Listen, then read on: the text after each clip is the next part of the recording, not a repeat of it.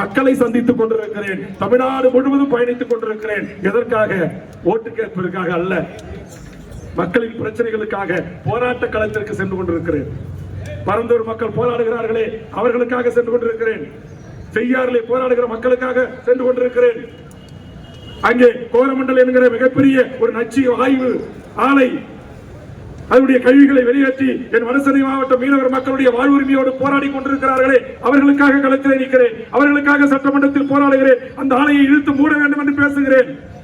ஆக இந்த கொள்கைகளுக்காக, இந்த நோக்கங்களுக்காக பயணிக்கிற உங்களில் ஒருவன், உங்களுக்காகவே ஒருவனாக இந்த மாற்று அரசியலை முன்வைக்கிற வேல்முருகனை இந்த மாநகரத்தில் வாழ்கின்ற என் பெரும் தமிழ்குடி மக்கள் ஆதரிக்க வேண்டும் என்று கேட்டு இந்த மிகச்சிறப்பான கூட்டத்தை நிறைவாக ஏற்பாடு செய்த கார்த்திக் உள்ளிட்ட அவருடைய நண்பர்களுக்கும் உறவுகளுக்கும் அவருடைய தம்பிமார்களுக்கும் இருகரங்குப்பி மீண்டும் ஒருமுறை என் நெஞ்சார்ந்த நன்றியை தெரிவித்து கட்டுறதுல எல்லா சிறப்பான வேலைகளை செய்த தம்பிகள், அருமை தம்பி கிருஷ்ணா போன்ற பல்வேறு பணிகளை பல தம்பிமார்கள் எடுத்துக்கொண்டு செய்திருக்கிறார்கள். அப்படி என் வருகைக்காக அத்தனை பணிகளையும் சிறப்பாக செய்த அத்தனை தம்பிமார்களுக்கும் என் நெஞ்சார்ந்த நன்றி சொல்லி, இந்த பேனர் பதாக எல்லாம் கூட்டம் முடிஞ்ச உடனே அவுத்து எடுத்து போய் நம்ம வீட்டில் வச்சிருங்க. எலெக்ஷன் கமிஷன் வந்துச்சு.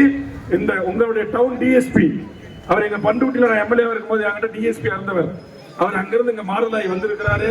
உடனடியாக ஒரு தொலைபேசியில் இந்த மேடைக்கு அனுமதி வேண்டும் என்று கேட்டேன். உடனடியாக கேட்ட அடுத்த சில நிமிடங்களிலே அதற்கான அனுமதியை இங்க இருக்கிற சப் கலெக்டர் நம்ம டிஎஸ்பி அவர்களும் தந்தார்கள். இன்ஸ்பெக்டர் உடனே என்எஃப்சி கொடுத்தார்கள்.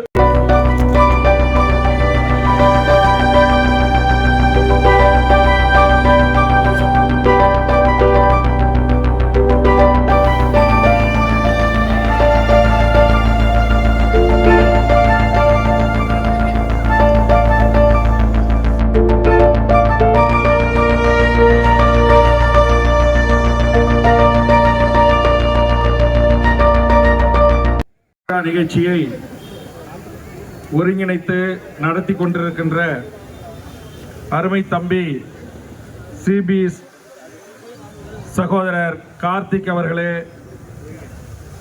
அபய்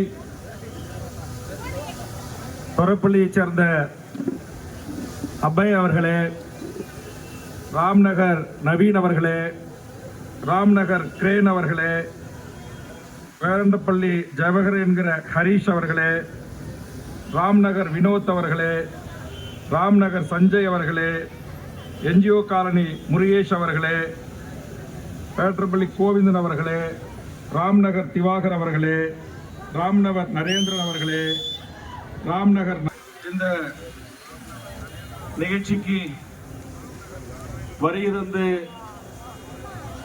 அமர்ந்திருக்கின்ற உங்கள் அனைவருக்கும் என்னை இங்கு அறிமுகம் செய்து பேசி வைத்திருக்கின்ற எழுத்தாளர், சிந்தனையாளர், கவிஞர் என்று இந்த ராம்நகர் பகுதியினுடைய மக்களால் தேர்ந்தெடுக்கப்பட்ட மாநகராட்சியினுடைய உறுப்பினர் சாலம்மா அவர்களே, இந்த நிகழ்ச்சிக்கு வந்து நம்முடைய அருமை சகோதரர் கார்த்திக் அவர்களை தொடர்படுத்து இந்த இணைப்பு விழா கூட்டத்தில் ஒழுங்கு செய்து கொண்டிருக்கின்ற கட்சியின் தலைமை நிலை செயலாளர் அருமை சகோதரர் நம்முடைய கடல் கண்ணன் அவர்களே, ஊடக பிரிவு தம்பி குமரவேல் அவர்களே, என்னோடு வருகின்றிருக்கின்ற இந்த கிருஷ்ணகிரி மாவட்டத்தினுடைய ஒருங்கிணைந்த மாவட்டத்தில் இருக்கின்ற அனைத்து சட்டமன்ற தொகுதியினுடைய பொறுப்பாளர்களே, முன்னாள் மாநில, மாவட்ட, நகர, மாநகர பொறுப்பாளர்களே, ஒன்றிய பேரூராட்சியின் பொறுப்பாளர்களே, இந்த நிகழ்ச்சி இங்கு நடைபெறுவதற்கு காரணமாக அருமை தம்பி கார்த்திக் அவர்களும் அவருடைய குடும்பத்தார்களும் இன்றைக்கு காரணமாக இருந்திருக்கிறார்கள். அதனால் முதலில் கார்த்திக் அவர்களை பெற்று வளர்த்து ஆளாக்கிய அவருடைய தாய்க்கும் அவருடைய அருமை சகோதரர்களுக்கும் அவருடைய உறவுகளுக்கும் முதலில் என் நெஞ்சார்ந்த நன்றியை நான் தெரிவித்துக் கொள்கிறேன். அதற்கு காரணம், இந்த ராம்நகர் பகுதி உள்ளிட்ட நான் குறிப்பிட்ட பல்வேறு பகுதிகளிலிருந்து சுமார் இந்த வீதி முழுவதும் ஒரு 1000க்கு மேற்பட்ட புதிய உறவுகளை தமிழக வாழ்வுரிமை கட்சிக்கு உறவுகளாக எனக்கு அறிமுகம் செய்து அவர்களை தமிழக வாழ்வுரிமை கட்சியில் இணைக்கின்ற இந்த நிகழ்வை மிகச்சிறப்பாக ஏற்பாடு செய்தமைக்காகவும் தமிழ்நாட்டின் கடகோடி மாவட்டமாகவும் அண்டை மாநிலமான கர்நாடக மாநிலத்தின் எல்லை மாவட்டமாகவும் இருக்கிற எமது கிருஷ்ணகிரி மாவட்டத்தில் இந்த ஒசூர் மாநகர பகுதியில் தமிழக வாழ்வுரிமை கட்சியில் தமிழ்நாடு முழுவதும் பல்லாயிரக்கணக்கான உறவுகள் இருக்கிறார்கள். அந்த உறவுகளோடு இந்த ஒசூர் மாநகர் பகுதியில் குறிப்பாக ராம்நகர் என்கிற இந்த பகுதியை மையமாக வைத்து 1000க்கு மேற்பட்ட என் இளைய தலைமுறையும் தாய்மார்களையும் தமிழக வாழ்வுரிமை கட்சியில் இணைத்துக் கொள்வதிலே நான் மனநிறைவடைகிறேன். அதற்காக வருகின்ற உங்கள் அனைவரையும் இருகரம் கூப்பி வணங்குகிறேன். இந்த பொதுக்கூட்டத்தின் காரணமாக கொஞ்சம் பேருந்துகள் வாகனங்கள் நெருக்கடிக்கு உள்ளாகினால் அதை பொதுமக்கள் கொஞ்சம் பொறுத்துக் கொள்ள வேண்டும், வணிக பெருமக்களும் கொஞ்சம் பொறுத்துக் கொள்ள வேண்டும் என்ற நேரத்திலே தெரிவித்து இதற்கு உரிய அனுமதியை வழங்கிய நம்முடைய மாவட்ட ஆட்சித்தலைவர் அவர்களுக்கும் நம்முடைய சப் கலெக்டர் அவர்களுக்கும் நம்முடைய டிஎஸ்பி இன்ஸ்பெக்டர் சப் இன்ஸ்பெக்டர் உள்ளிட்ட காவல்துறை ஆய்வாளர்களுக்கும் தேர்தல் பணியில் ஈடுபட்டிருக்கிற தேர்தல் அலுவல் பெருமக்களுக்கும் வரையிருந்து செய்தியை சேகரித்துக் கொண்டிருக்கிற எனதருமை பத்திரிகை ஊடக நண்பர்களுக்கும் முதலில் என் நெஞ்சார்ந்த நன்றியை தெரிவித்துக் கொள்கிறேன். முதலில் இந்த கூட்டம் நடக்கிற இந்த இடத்தில் இங்கே எனக்கு இடது பக்கமாக கார்த்திக் அவர்கள் அமர்ந்திருக்கிறார். எப்போதெல்லாம் நான் ஓசூர் மாநகரத்திற்கு வருகிறோனோ அல்லது கிருஷ்ணகிரி மாவட்டத்திற்கு வருகிறோனோ அப்போதெல்லாம் எனதோடு வலது பக்கத்தில் வந்து அமர்ந்து எல்லையில் வந்து என்னை வரவேற்று எமது கட்சியினுடைய வளர்ச்சிக்கு பெரும் பங்காற்றி ஒரு அகால விபத்தின் காரணமாக இன்றைக்கு எம்மோடு இல்லாமல் இருக்கின்ற தமிழக வாழ்வுரிமை கட்சியின் மாவட்ட செயலாளர் என் அருமைக்குரிய சகோதரன் சபரி அவர்கள் இன்றைக்கு எங்களோடு இல்லை. அதுபோன்று திடீரென்று ஒரு அகால மரணமாக பாரதி ராமச்சந்திரன் என்கிற எங்கள் கிருஷ்ணகிரி மாவட்டத்தினுடைய மாவட்ட செயலாளர் அவர்களும் இறந்து விட்டார்கள். ஒரே ஒருங்கிணைந்த மாவட்டத்தில் 2 மாவட்ட செயலாளர்களை பலி கொடுத்து இந்த கட்சியை அடுத்த கட்டத்திற்கு நகர்த்துவதற்கு நான் எவ்வளவு துன்பப்படுகிறேன் என்பதை நான் அறிவேன். ஒரு கட்சியில் ஒரு நிர்வாகி இல்லை என்று சொன்னால் அந்த நிர்வாகி மிகச்சிறப்பாக பணியாற்றி தொடர்ந்து என் கட்சியினுடைய வளர்ச்சிக்கு உழைத்திட்ட ஒருவரை நான் இழந்து தவிர்க்கிற போதும் எனக்கு ஏற்படுகின்ற துன்பத்தை காட்டிலும் துயரத்தை காட்டிலும் அருமை சகோதரர் சபரி அவர்களை இழந்து தவிர்க்கும் அவருடைய மனைவி, அவருடைய குழந்தை செல்வங்கள், அவருடைய உறவினர்கள், அவருடைய நண்பர்கள் அவர்கள் எவ்வளவு பெரிய மீளா துயரத்திற்கு உள்ளாகி இருப்பார்கள் என்பதை நான் அறிவேன். அருமை சகோதரர் பாரதி ராமச்சந்திரையும் நான் இழந்த போதும் அவருடைய கிராமத்திற்கு இல்லத்திற்கு நேரடியாக சென்றேன். நம்முடைய சபரி அவர்கள் பிறந்த கிராமத்திற்கும் நேரடியாக சென்றேன். அந்த உற்றார் உறவினர்கள் மாரடித்துக் கொண்டு இப்படி அநியாயமாக எங்களை விட்டு பிரிந்து விட்டாயே என்று கதறி கதறி அழுகின்ற அந்த காட்சி என் கண் முன்னாலே இருக்கிறது. நான் கிருஷ்ணகிரி மாவட்டத்தில் 2 மாவட்ட செயலாளர்களை இழந்துவிட்டு மிகப்பெரிய உளவில் ரீதியாக மன ரீதியாக பாதிப்புக்கு உள்ளாகியிருந்த நேரத்தில் எனக்கு ஆறுதல் அளிக்கின்ற தமிழக வாழ்வுரிமை கட்சியில் என்னை இணைத்துக் கொள்ளுகிறேன். எனது தாயார் அவர்கள் இந்த பகுதியினுடைய மாமன்ற உறுப்பினராக இருக்கிறார்கள்.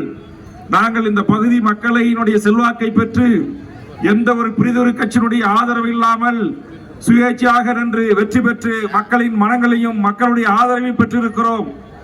ஆதலால் அண்ணா நாங்கள் உங்கள் கட்சியில் இணைய விரும்புகிறோம் என்று சொன்னார்கள். நான் உடனே அவரை கேட்டேன், இன்னைக்கு ஒரு மாநகராட்சியினுடைய மாமன்ற உறுப்பினர் அவர் நினைச்சா ஆண்டு கொண்டிருக்கிற திமுகவில் போய் சேரலாம், அல்லது ஆண்டு அண்ணா திமுகவில் சேரலாம், அல்லது டெல்லி ஆண்டுகின்ற மோடி கட்சியில போய் சேரலாம், அல்லனா ஏதாவது தமிழ்நாட்டில் நிறைய சாதி கட்சிகள் இருக்கு போய் சேரலாம். ஆனால் 156 கட்சிகளில் இருக்கிறது தமிழ்நாட்டில் தேர்தல் ஆணையத்தில் பதிவு செய்யப்பட்டு இயங்கி வருகின்ற அரசியல் கட்சிகளில் 155 அரசியல் கட்சிகளை புறந்தள்ளி தமிழக வாழ்வுரிமை கட்சியை கார்த்திக்கும் அவருடைய சகோதரர்களும் அவருடைய நண்பர்களும் அவருடைய தாயும் அவருடைய மனைவியும் அவருடைய உறவுகளும் இன்றைக்கு தமிழக வாழ்வுரிமை கட்சியில் தன்னை இணைத்துக் கொண்டிருக்கிறார்கள் என்று சொன்னால் அவருக்கு நல்ல நண்பர்கள், நல்ல ஆலோசனை சொல்லக்கூடியவர்கள் அவருக்கு கிடைத்திருக்கிறார்கள் என்பதாகவே தான் நான் அறிகிறேன். காரணம், இன்றைய தமிழ்நாட்டின் அரசியல் வரலாற்றில் இன்றைக்கு என்னை விட மிகப்பெரிய அரசியல் கட்சிகள் எல்லாம் இந்த மண்ணில் இருக்கிறது. என்னை விட கார்த்திக் அவர்களுக்கு பணம் கொடுப்பதற்கும் பதவி ஆசையை காட்டி வளர்ப்பதற்கும் வளைத்து போடுவதற்கும் ஆட்கள் இருக்கிறார்கள். ஆனால் அருமை தம்பி கார்த்திக் அவர்களும் அவருடைய நண்பர்கள் மேடையிலே வீற்றிருக்கிற இளம் சிப்பாய்களாக இருக்கிற எல்லாரும் பாருங்க, எல்லாம் இளைய தலைமுறை, யாருக்கும் 35 வயசு தாண்டி கிடையாது. இங்க நிக்கிற எல்லா கூட்டமும் பாருங்க வந்து அமர்ந்திருக்கிற மாணவர்களாக இருக்கிறாங்க. ஆக எல்லா இளைஞர்களின் கூட்டமாக இருக்கிறார்கள். ஒரு சரியான இளைஞர் கூட்டத்தை தமிழக வாழ்வுரிமை கட்சியில் இணைத்து தமிழ் சமூகத்திற்காக போராடுகின்ற தமிழக வாழ்வுரிமை கட்சி என்கிற இந்த குடும்பத்தில் தங்களை இணைத்துக் கொள்கின்ற அத்தனை உறவுகளுக்கும் இந்த நேரத்திலே நான் என்னுடைய வணக்கத்தையும் நெஞ்சார்ந்த நன்றியும் நான் தெரிவித்துக் கொள்கிறேன்.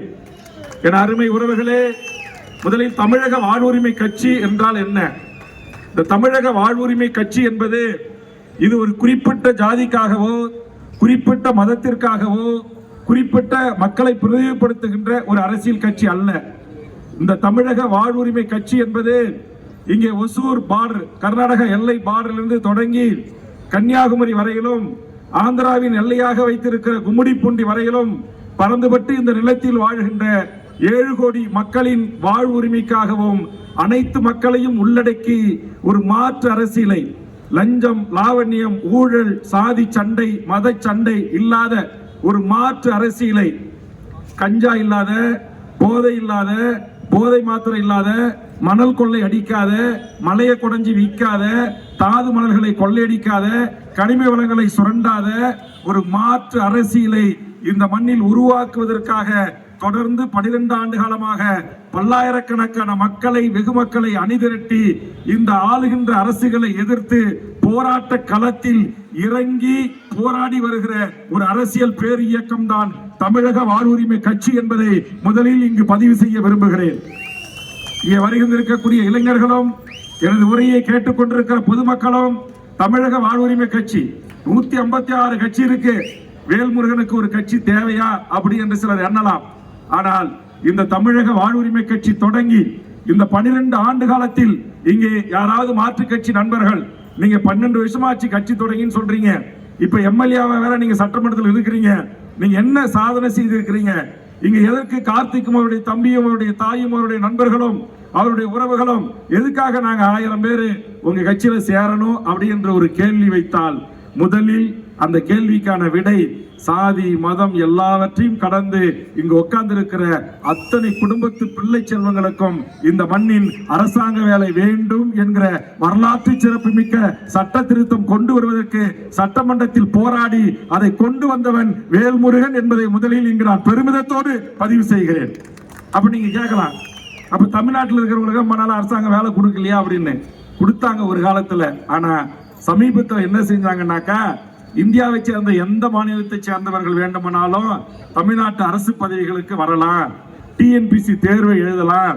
அப்படி தேர்வு எழுதி அவங்க வெற்றி பெற்றா அவங்களுக்கு சப் கலெக்டர் பதவியில இருந்து, மேஜிஸ்ட்ரேட்ல இருந்து, டிஎஸ்பில இருந்து, தாசில்தார்ல இருந்து, ஆர்ஐல இருந்து, வணிகர்னு சொல்லக்கூடிய விஓல இருந்து எல்லா பதவிகளும் அவருக்கு தரலாம் அப்படி என்கிற ஒரு சட்ட திருத்தத்தை செய்யப்பட்டு கடந்த கால அதிமுக ஆட்சியிலே இந்த மண்ணின் மக்களுக்கு கிடைக்கப்பட்ட அந்த வேலை வாய்ப்பு உரிமை பறிக்கப்பட்டது. அப்படி பறிக்கப்பட்ட போது தமிழ்நாட்டில் ஒரு அரசியல் கட்சி தான் கோட்டையை நோக்கி லட்சக்கணக்கான மக்களை திரட்டி, டிஎன்பிசி என்கிற அலுவலகத்தை பல்லாயிரக்கணக்கான மக்களை திரட்டி போராடி, என் அருமை தாய் தமிழ் சமூகத்தின் உறவுகளே, உங்களின் எதிர்கால இளைய தலைமுறை, உங்களின் பிள்ளை செல்வங்களுக்கு கிடைக்க வேண்டிய வேலை வாய்ப்பு உரிமையை எங்கேயோ இருந்து 2000 அப்பாலுக்கு இருந்து வருகின்ற வடநாட்டு இந்திக்காரன் கைப்பற்றிக் கொள்ளுகிறான், அபகரித்துக் கொள்ளுகிறான். இது கூடாது. இந்த மண்ணின் பூர்வீகுடி மக்களாக இருக்கிற இந்த மண்ணில் வாழுகின்ற நமது பிள்ளை செல்வங்களுக்கு அந்த வேலை வாய்ப்பு வேண்டும் என்கிற ஒரு வரலாற்று சிறப்புமிக்க போராட்டத்தை முன்னெடுத்து அதை சட்ட ரீதியாக சாதித்து இன்றைக்கு காட்டிய ஒரு இயக்கம் தான் தமிழக வாழ்வுரிமை கட்சி என்பதை நான் இங்கு பதிவு செய்கிறேன். அவர்களுக்கு தெரியும், தமிழக சட்டமன்றத்தில் இதற்காக வாதாடி, இதற்காக போராடி, கவன ஈர்ப்பு தீர்மானங்கள் கொடுத்து, ஒத்திவைப்பு தீர்மானங்கள் கொடுத்து, தமிழ்நாடு முழுக்க என் தமிழக வாழ்வுரிமை கட்சியின் உறவுகளை அணிதிரட்டி தொடர்ச்சியான போராட்டங்களின் ஊடாக என் மக்களுக்கான தமிழக அரசின் வேலை வாய்ப்பு உரிமையை பாதுகாத்திருக்கிறோம். அடுத்தது ஒன்றிய அரசு, டெல்லி அரசு, மத்திய அரசு.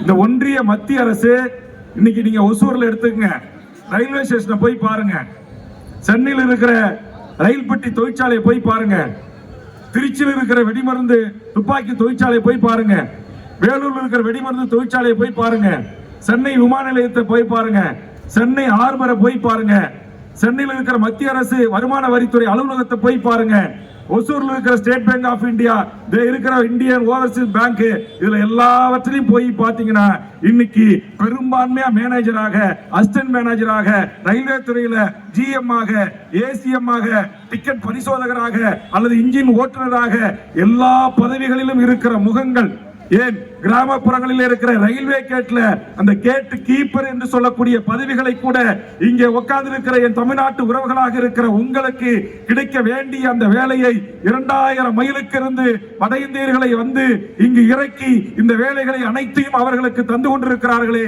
அது தவறு. இந்த மண்ணின் பூர்வீகுடி மக்களுக்குத்தான் ஒன்றிய மத்திய அரசு பதவிகளில் தர வேண்டும் என்று கடந்த 12 ஆண்டுகளாக தொடர்ந்து மத்திய அரசு அலுவலகங்களுக்கு எதிராக சமரசமற்று போராடி ஒரு மாபெரும் சட்ட திருத்தத்தை கொண்டு வர வேண்டும் என்று தொடர்ந்து குரல் கொடுக்கிற ஒரு அரசியல் கட்சி தமிழக வாழ் உரிமை கட்சி என்பதை இங்கு நான் பெருமிதத்தோடு பதிவு செய்கிறேன். சரி, மத்திய அரசு டாடா கம்பெனி இருக்கு, அசோக் லேலண்ட் இருக்கு, நிறைய ஷிப்காட் வளாகத்தில் பெரிய பெரிய தொழிற்சாலை எல்லாம் வருது. சமீபத்தில் இந்த ஒசூர்ல இருக்கிற ஷிப்காட்ல இருக்கிற இந்த டாடா நிறுவனம் அதுக்கு வேலைக்கு ஒரு 10,000 பேருக்கு மேல தேவை.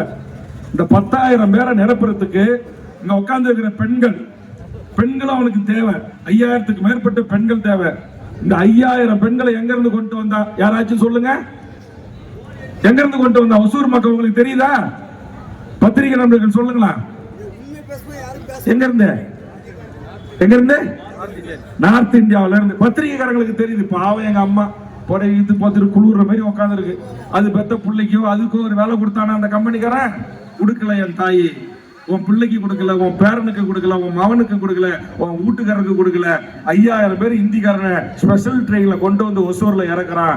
5000 பேர் பெண்களை கொண்டு வந்து ஸ்பெஷல் ட்ரெயின்ல இறக்கி அவங்களுக்கு மாசம் 5,000 20,000 சம்பளம், 3 வேளை சாப்பாடு, ஹாஸ்டல் வசதி செஞ்சு கொடுக்கறான்.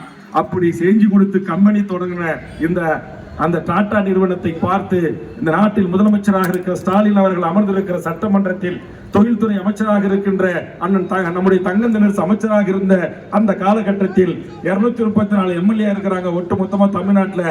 அந்த 234 எம்எல்ஏவில் இங்க உங்க முன்னாடி நிக்கிறான வாழ்வுரிமை கட்சி சார்பாக அந்த வேல்முருகன், இவன் தான் எழுந்து இந்த ஒசூர் மக்களுக்காக கேட்டான். மாண்புமிகு தமிழக முதலமைச்சர் அவர்களே, அண்ணன் தங்க தென்னரசு அவர்களே, ஒசூர்ல இருக்கிற ஷிப்காட்ல டாடா நிறுவனம் 10,000 பேரை வேலைக்கு வச்சிருக்கான, 5000 வடநாட்டு பெண்களையும் 5000 வடநாட்டு இளைஞர்களையும் கொண்டு வந்து வேலைக்கு தந்திருக்கிறானே, அதே 10,000 வேலைகளை என் ஒசூரை சுற்றி இருக்கிற இந்த மண்ணின் பூர்வீகுடி மக்களுக்கு கொடுத்தால் அவர்கள் குடும்பத்தில் உழைவதிக்கும் அல்லவா?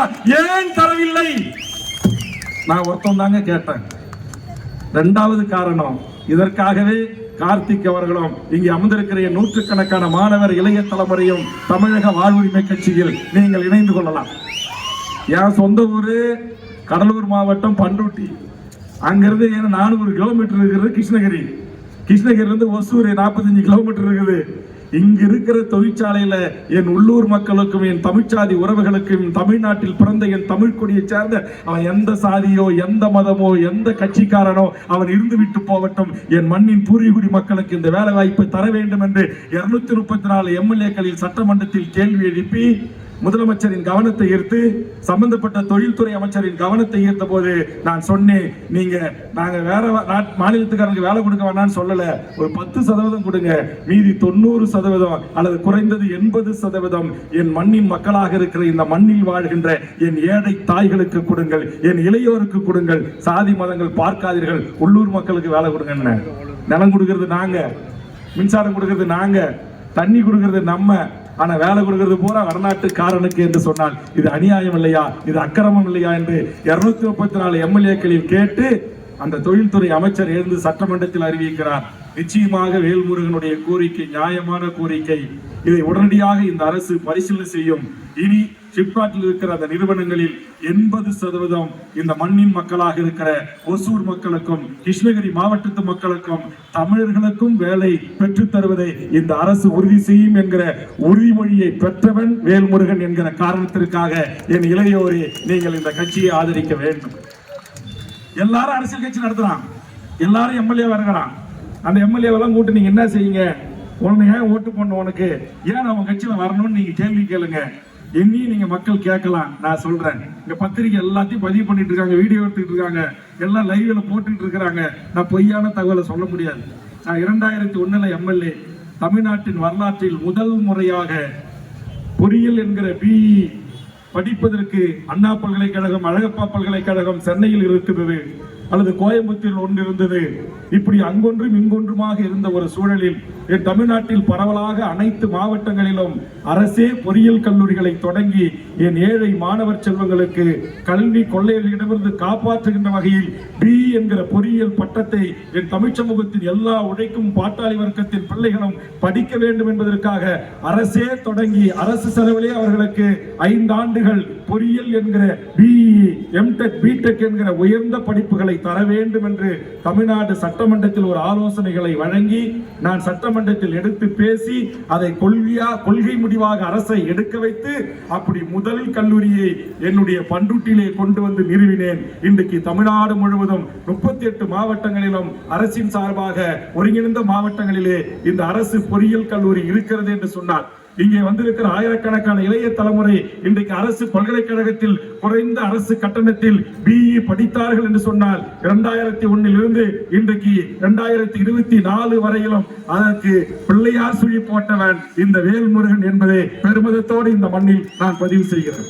நாட்டின் பெரியவங்க இளைஞர் எல்லாருக்கும் உடம்பு சரியில்லைன்னா எங்க போவோம்? அரசாங்க மருத்துவமனைக்கு போவோம்.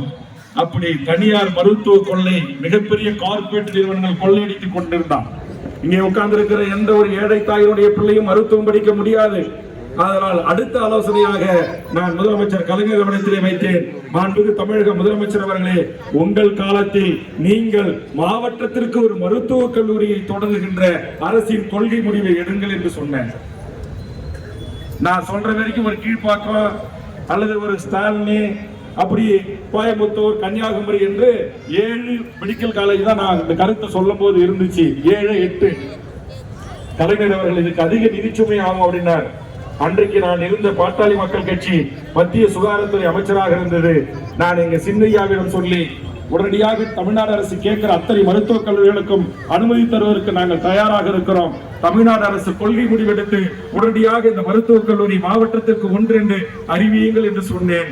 அப்படி மாண்புமிகு முதலமைச்சர் அவர்களிடத்தில் வாதாடி போராடி இன்றைக்கு தமிழ்நாட்டில் 38 மாவட்டங்களிலே 36 மாவட்டங்களில் தமிழ் ஏழை பாழை எங்கள் பெண்கள் ஒரு நாளைக்கு 10,000 பேர், 20,000 பேர், 5,000 பேர் அரசு மருத்துவக் கல்லூரி மருத்துவமனைகளில் சென்று சிகிச்சை எடுத்துக் கொள்ளுகிறார்கள் என்று சொன்னால் தமிழ்நாட்டில் பல்லாயிரக்கணக்கான ஏழை மாணவ செல்வங்கள் இன்றைக்கு அரசு மருத்துவக் கல்லூரிகளிலே வெறுமனே குறைந்த கட்டணம், அது கூட 7.5% அந்த மாணவர்களுக்கும் அரசே கட்டணம் செலுத்தி இன்றைக்கு மருத்துவம் படிக்கிறார்கள் என்று சொன்னால் அதற்கு சட்டமன்றத்தில் உரிய ஆலோசனைகளையும் சட்டங்களையும் கொண்டு வருவதற்கு வாதாடி அதை சாதித்து காட்டியவன் வேல்முருகன் என்பதற்காகத்தான் தமிழக வாழ்வுரிமை கட்சியில் சேருங்கள் என்று கேட்கிறேன். நீங்க பாருங்க, ஒரு எம்எல்ஏ எப்படி எல்லாம் அரசுக்கு கருத்துக்களை சொல்லணும் அப்படின்னு நான் சொன்னேன். அதோடு இல்ல, எடப்பாடி வந்தார் 7.5% ஏழை மாணவர் செல்வங்களுக்கு அரசு பள்ளியில் படிக்கிற பிள்ளைகளுக்கு மருத்துவம் படிக்கிறதுக்கு அனுமதிட்டார். அரசாங்க மெடிக்கல் காலேஜில் அனுமதிட்டார். ஆனா இந்த தனியார் காலேஜ் இங்க பல காலேஜ் நடத்துறான். ராமச்சந்திரா நடத்துறான், SRM நடத்துறான், அப்புறம் உங்களுக்கு எல்லாருக்கும் தெரியும் எங்க பார்த்தாலும் நடத்துறான், பனிமலர் நடத்துறான். நிறைய தனியார் மெடிக்கல் காலேஜ், ஒரு காலேஜ் 500 ஏக்கர் 1000 ஏக்கர் 6 ஏரி குளங்களை வளைச்சு போட்டு பல்லாயிரம் கோடி ரூபாயை அந்த மக்கள் கிட்ட மருத்துவக் கல்லூரி அட்மிஷனுக்கு நன்கொடையா வாங்கி மிகப்பெரிய மருத்துவ கல்வி நிறுவனம் நடத்துற பாருங்க தனியார். அந்த தனியார் பள்ளியில இங்க உட்கார்ந்து இருக்கிற ஏழை பாழை விட்டு பிள்ளைங்க இந்த ராம்நகர் அரசு மேல்நிலை பள்ளியில படிச்சு அந்த 7.5% இடஒதுக்கீட்டுல இடம் கிடைச்சிட்டா அரசாங்க கல்லூரியில தான் போய் படிக்கணும். SRMக்கு போக முடியாது, ராமச்சந்திராவுக்கு போக முடியாது, பனிமலருக்கு போக முடியாது, மகாலட்சுமிக்கு போக முடியாது, தனலட்சுமிக்கு போக முடியாது. தனியார் மருத்துவக் கல்லூரி வாசலுக்கு உள்ள கூட நம்மள விடமாட்டான். ஏன்னா நம்பூட்டு புள்ள அரசாங்க பள்ளிக்கூடத்துல மரத்தடி புள்ளியில அழுக்கு சட்டையை போட்டுக்கிட்டு அழுக்கு பாவாடை துணியை கட்டிக்கிட்டு அது படிச்சு மேல வந்திருக்கும். ஆனா அந்த பிள்ளைகளுக்கு இடம் இல்லை என்று சொன்னான். அப்படி இல்லை என்று போது தமிழ்நாட்டில் ஒரே ஒரு கட்சி தான் அந்த ஏழை பிள்ளை செல்வங்களுக்காக மதுரை உயர்நீதிமன்றத்திலும் சென்னை உயர்நீதிமன்றத்திலும் தனியார் மருத்துவக் கல்லூரிகளிலும் என் ஏழை மாணவர் செல்வங்களுக்கு அந்த 7.5% படிப்பதற்குரிய இடத்தை தர வேண்டும் என்று வழக்கு தொடுத்து போட்டு இன்றைக்கு ஒரு ஆண்டுக்கு நூற்றுக்கணக்கான என் ஏழை எளிய உழைக்கின்ற சாதாரண கூலி தொழிலாளருடைய மகள்களும் தனியார் மருத்துவக் கல்லூரிகளில் மருத்துவம் படிக்கலாம் என்கிற உரிமையை பெற்று தந்த கட்சி தமிழக வாழ்வுரிமை கட்சி என்பதை இங்கு என் தமிழ் சமூகத்திற்கு நான் தெரிவித்துக் கொள்கிறேன். நீங்க எல்லாரும் எம்எல்ஏவா இருக்கலாம், எல்லாரும் கட்சி நடத்தலாம். ஆனா ஒரு அரசியல் கட்சி தொடர்ந்து நடத்துகிற ஒருவன் இந்த மண்ணுக்கும் இந்த மக்களுக்கும் இந்த இனத்திற்கும் என்ன அவன் சாதித்திருக்கான், இந்த கட்சி என்ன சாதித்திருக்கிறது?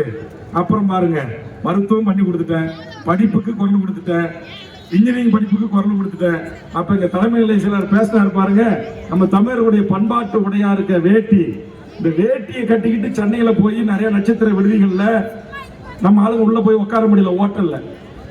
குறிப்பா சென்னையில் இருக்கிற சேப்பாக்கம் ஸ்டேடியத்துல போனவரு காந்தின்னு ஒரு மூத்த வழக்கறிஞர், ஹரிபரந்தாம என்று ஒரு உயர்நீதிமன்ற நீதிபதி, 2 பேரும் அங்கிருந்து குர்கா, யாரு மணிப்பூர் மணிலால கோயம்புத்தூர் கூர்க்கா வடநாட்டுக்காரன், என்ன வேட்டி கட்டிக்கிட்டு அன்டீசென்டால வந்து உள்ள உட்கார்ந்து இருக்கிறீங்க, வேட்டி கட்டுறவங்களுக்குலாம் அங்க இடம் இல்லை, வெளியே போங்கன்ட்டான். அப்படி வேட்டி கட்டியவர்களை உள்ளே அனுமதியை மறுத்த போது வேட்டியும் கட்டிக்கிட்டு இங்க கார்த்திகை ஒரு காரை கொடுத்து அது ஒரு பெரிய கொடிய அவங்க தம்பி பாபுன்னு நினைக்கிறேன், அந்த தம்பியை வண்டியில ஏறி நிக்க வச்சு பிடிச்சிட்டு வந்தாரு பாரு. அதே மாதிரி ஒரு 1000 பேரோட கொடி பிளஸ் தடி, என்னது கொடி பிளஸ் தடி, கொடி பிளஸ் தடியோடு சேப்பாக்கத்தை முற்றுகையிட்டு நட்சத்திர விடுதிகளை முற்றுகையிட்டு எங்கள் தமிழரின் உடை, என் தமிழனுடைய பாரம்பரிய உடை வேட்டி, இதை உடுக்கிக் கொண்டு வரக்கூடாது என்று சொல்லுகின்றதற்கு உனக்கு எவன்டா துணிச்சல் கொடுத்தான் என்று போராட்டத்தை முன்னெடுத்து அன்றைய முதலமைச்சர் ஜெயலலிதா அவர்களால் இனி தமிழ்நாட்டில் எந்த 5 ஸ்டார் ஹோட்டல், எந்த கிரிக்கெட் கிளப், எந்த இடமாக இருந்தாலும் தமிழன் வேட்டி கட்டி உள்ளே வந்தால் தடுத்தா அவனுக்கு 2 ஆண்டு கடுங்காவல் தண்டனை, அவனுக்கு 10,000 ரூபாய் அபராதம் என்கிற வரலாற்று சிறப்புமிக்க சட்டத்தை இயற்ற வைத்த கட்சி தமிழக வாழ்வுரிமை கட்சி என்பதை என் ஒசூர்ல இருக்கிற என் இளைய தலைமுறைக்கு சொல்றேன். அதுக்குதான் நான் சொல்றேன். சில பேர் வந்து எல்லா கட்சியில சேருங்க, தேராரம் பாலாரம் ஓடும், நாங்க வந்து அதை பண்ணுவோம், நாங்க வந்து இதை பண்ணுவோம். நாங்க அதெல்லாம் கிடையாது. நான் பண்ணிருக்கிறேன். 12 ஆண்டு காலம் இந்த மண்ணுக்கும் இந்த மக்களுக்கும் என் தமிழ் சமூகத்திற்கும் சாதி பாராம, கட்சி பாராம, மதம் பாராம, இனம் பாராம இந்த நிலத்தில் வாழ்கின்ற மொழி சிறுபான்மை மக்களின் வாழ்வுரிமையில் இருந்து என் தமிழ் சமூகத்தின் வாழ்வுரிமை வரையில் என் ஈழத்தில் நடந்த இனப்படுகொலைக்கு நீதி கோரலில் இருந்து என்னுடைய கச்சத்தீவை மீட்பதற்கு போராடிய என் மீனவ சகோதரன் சுட்டு படுகொலை செய்யப்படுகின்ற விடையும் வரையிலும் இந்த மண்ணுக்காக, இந்த மக்களுக்காக தமிழக வாழ்வுரிமை கட்சி போராடி இருக்கிறது. அப்படி போராடுகின்ற இந்த கட்சிக்கு, அப்படி போராடி இந்த உரிமைகளை பெற்று தந்த இந்த கட்சிக்கு உங்களின் பேராதரவை தாருங்கள் என்பதற்காகத்தான் இந்த கூட்டத்தை நாங்கள் இதை நடத்தி கொண்டிருக்கிறோம். ஆனா எங்களை போன்ற வளர்ந்து வருகின்ற ஒரு கட்சி ஒரு அரசாங்கத்திற்கு மாற்று ஆலோசனை சொல்லி, மாற்று கருத்துக்களை சொல்லி, அந்த மாற்று கருத்துக்களை, மாற்று ஆலோசனைகளை நாட்டுடைய அரசாங்கத்தை ஏற்க செய்கின்ற அந்த பணியை நாங்கள் வெற்றிகரமாக செய்து கொண்டிருக்கிறோம்.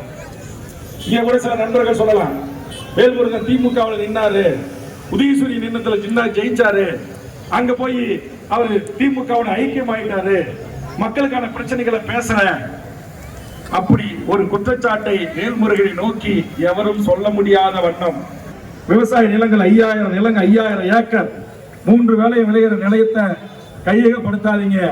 மாண்புமிகு தமிழ்நாடு முதலமைச்சர் அவர்களே, மோடி டெல்லியிலிருந்து உத்தரவு போட்டுருவாரு, நமக்கு சோறு போடுற விவசாய நிலத்தை கையகப்படுத்த வேண்டாம் என்று என்னுடைய குரல் ஆணித்தரமாக சட்டமன்றத்தில் ஒலிக்கிறது.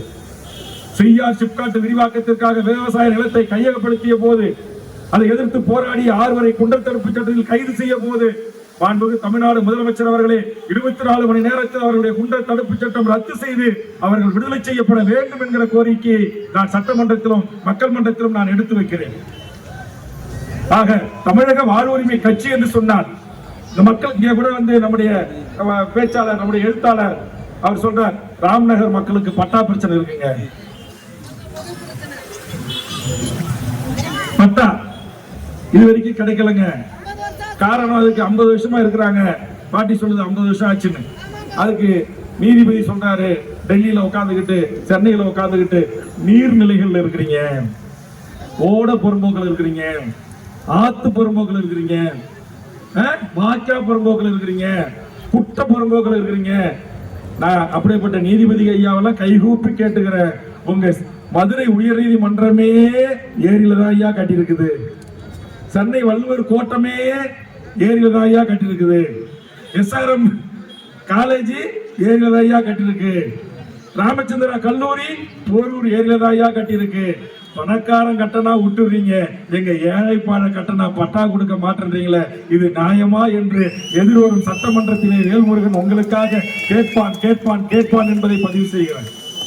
என்ன செய்யுது அரசாங்கத்திட்ட சொன்னா, அரசாங்கம் என்ன சொல்லுது, ஏங்க எங்க உத்தரவு இல்லைங்க, 50 வருஷமா அந்த மக்கள் இருக்கிறாங்க, நாங்க தொந்தரவு பண்ணலங்க, கோர்ட் உத்தரவு போட்டுறாங்க, நீதிபதி உத்தரவு போடுறாங்க. அதுக்காகத்தான் நான் சொன்னேன், சென்னையில் பணக்கார அடுக்குமாடி குடியிருப்புகளுக்காக என் ஏழை மக்களை இடித்து தரமட்டம் ஆக்கிய போது அங்கே 50 ஆண்டு காலம் உங்களை போன்ற வாழ்ந்த ஒரு முதியவர் அங்கு பெட்ரோலை ஊத்திக்கொண்டு துடிக்க துடிக்க அதிகாரிகள் முன்னிலே செத்து போனார். அவர் செத்து போனதை குறித்து கவன ஈர்ப்பு தீர்மானம் கொண்டு வந்து சட்டமன்றத்தில் பேசிய நான் சொன்னேன், மாண்புமிகு தமிழ்நாடு முதலமைச்சர் அவர்களே, நம்முடைய அரசுடைய வழக்கறிஞர்களை அனுப்பி சட்டமன்றத்தில் இன்றைக்கு நான் எடுத்து வைக்கிற இந்த கோரிக்கை குறித்து நீதிமன்றத்தில் வாதாடுங்கள். நான் கேட்கிறேன், இன்றைக்கு இந்தியா முழுக்க பல்வேறு நீர்நிலைகள் காணாமல் போயிருக்கிறது. அப்படி காணாமல் ஆக்கியவர்கள் எல்லாம் பெரும் பணக்காரர்கள், பெரும் கார்ப்பரேட் நிறுவனங்கள், மிகப்பெரிய முதலாளிகள்.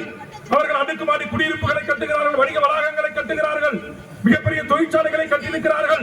அதையெல்லாம் பட்டா மாற்றம் செய்து, இனம் மாற்றம் செய்து, வகைப்படுத்தி நீங்கள் அவர்களுக்கு பட்டா கொடுக்கின்ற போது ஏன் ஏழை மக்கள் 2 சென்ட் 3 சென்ட் 5 சென்டில் 50 ஆண்டு காலம் 70 ஆண்டு காலம் வீடு கட்டி குடியிருந்து மின்சாரம் கட்டி வரி செலுத்தி சாக்கடைக்கு பணம் கட்டி வாழ்கிறார்களே, அவர்களை புல்டோசர்களை கொண்டு வந்து இடித்து தரைமட்டமாக்குவது எந்த விதத்தில் நியாயம்? இது ஒருபோதும் அனுமதிக்க முடியாது என்று உங்களின் குரலாக சென்னைக்கு நான் பேசுறேன்.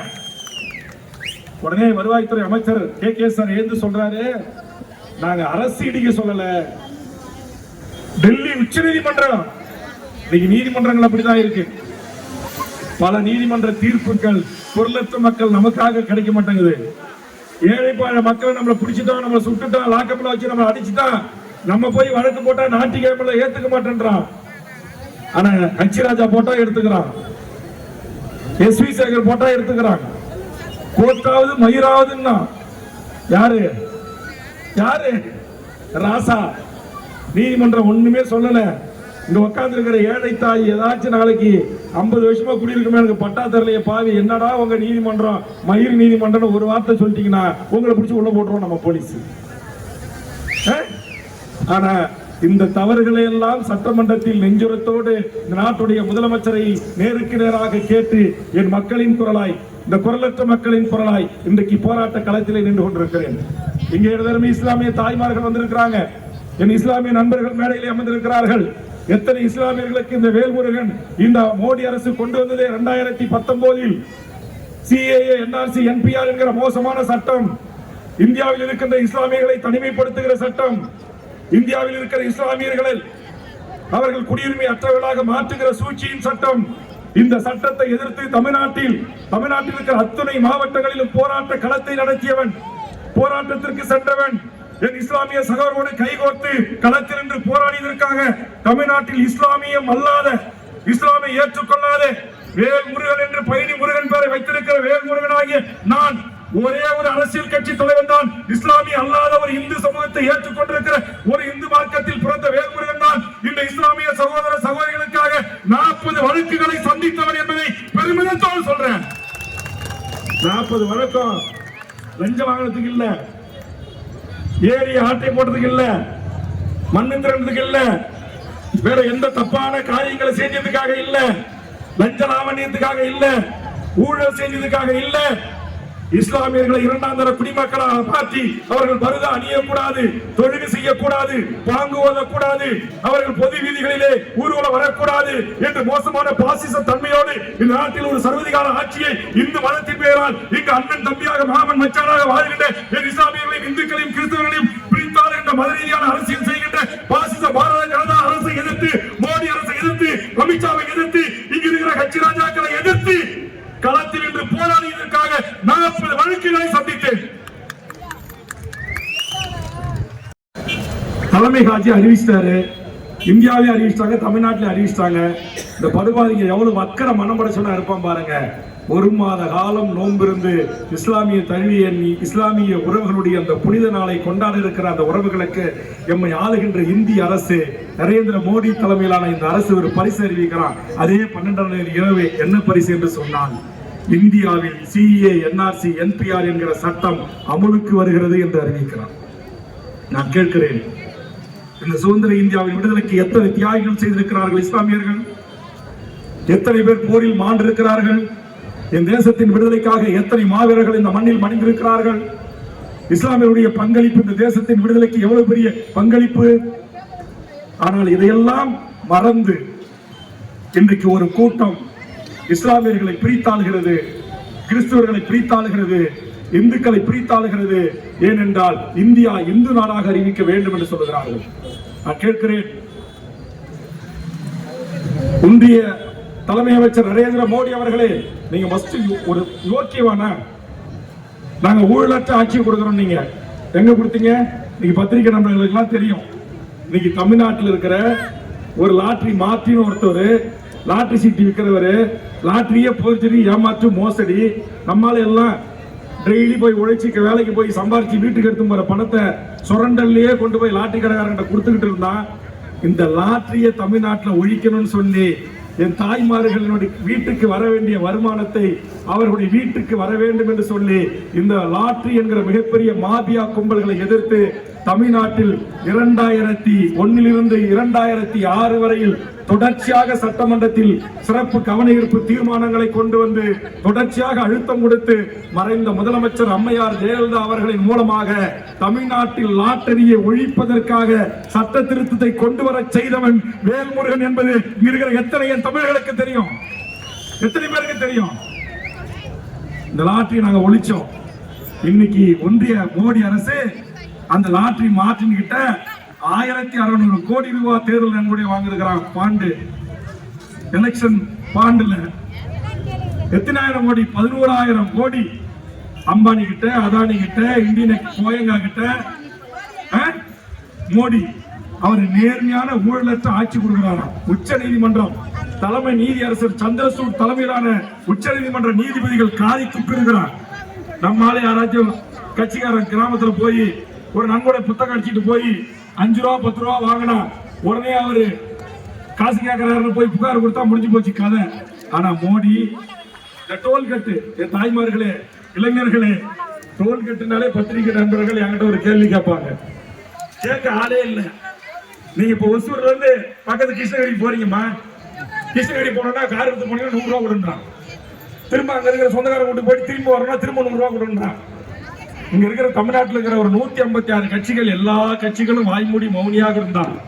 என்னுடைய ஊர்ல என்னுடைய சாலையில நான் போறதுக்கு ஏண்டா உனக்கு ராப்பகல் வரி, ராப்பகலா பகல் கொள்ளடிக்கிற இந்த டோல்கேட்டுக்கு வரிகுடா இயக்கம் நடத்திய ஒரே கட்சி நம்முடைய தமிழக வாழ்வுரிமை கட்சி தான். இன்னைய வரைக்கும் என் கட்சி டோல்கேட்ல வரி கொடுக்கல. அது ஒரு போராட்டமா அறிவிச்சேன். காவேரி மேலாண்மை வாரியம் அமைக்கின்ற வரையிலும் தமிழக வாழ்வுரிமை கட்சி தமிழ்நாட்டில் எந்த சுங்கச்சாவடிகளிலும் சுங்கம் செலுத்தாது என்று அறிவித்தேன். அதற்காக வழக்குகளை சந்தித்தேன்.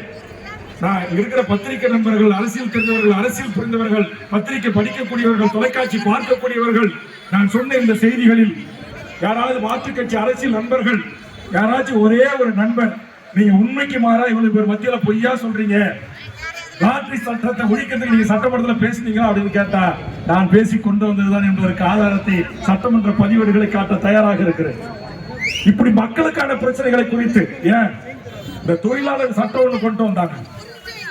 18 மணி நேரம் 20 மணி நேரம் அந்த சட்டத்தை கொண்டு வந்த உடனேயே என் இருக்கையில் இருந்து எகிரி குதித்து முதலமைச்சர் ஸ்டாலின் அவருக்கு அருகாமையில் சென்று சொன்னேன், மாண்புமிகு தமிழ்நாடு முதலமைச்சர் அவர்களே, இந்த சட்டம் தொழிலாளர்கள் விரோத சட்டம், நாம் எடுத்து வைத்திருந்த கொள்கைக்கும் லட்சியத்திற்கும் நேர் எதிரான சட்டம், எமது தொழிலாளர் வர்க்கம் போராடி பெற்ற 8 மணி நேர வேலை வாய்ப்பு என்கிற அந்த உரிமையை பறிக்கின்ற சட்டம். இந்த சட்டத்தை நாம் அமல்படுத்தினால் நம்முடைய கூட்டணி கட்சிகள் தமிழ்நாட்டில் தொழிலாளர் மக்களிடம், உழைக்கும் தொழிலாளி பாட்டாளி வர்க்கத்திடம் இனி வரும் காலங்களில் முகம் கொடுக்கவே முடியாது. இது மிகப்பெரிய பேர் இடியாக மாறும். அதனால் இதை உடனடியாக திரும்ப பெறுங்கள் என்று சொல்லி வாதாடி போராடி அந்த சட்டம் திரும்ப பெறுவதற்கு முதலில் பிள்ளையார் சுழி போட்டவன் வேல்முருகன் என்பதை இங்கு நான் பதிவு செய்கிறேன். எம்எல்ஏ பிரகாஷ் இருக்காரு, அல்லது தலி எம்எல்ஏ ராமச்சந்திரன் இருக்கிறாரு, அவங்க எல்லாம் போய் கேட்டு தெரிஞ்சுங்க, நான் பொய்யா சொல்ல மாட்டேன். ஆக எதற்காக இதையெல்லாம் சொல்லுகிறேன் என்று சொன்னார், என் ஒசூர் மாநகரத்தில் வாழ்கின்ற என் அனைத்து வணிக பெருமக்களே, தாய்மார்களே, நண்பர்களே, இளைஞர்களே, இப்படி இந்த மண்ணுக்காக மக்களுக்காக குரலற்ற மக்களின் குரலாக உங்களுக்கு பட்டா இல்லையா, நான் தாங்க பேசுவேன்.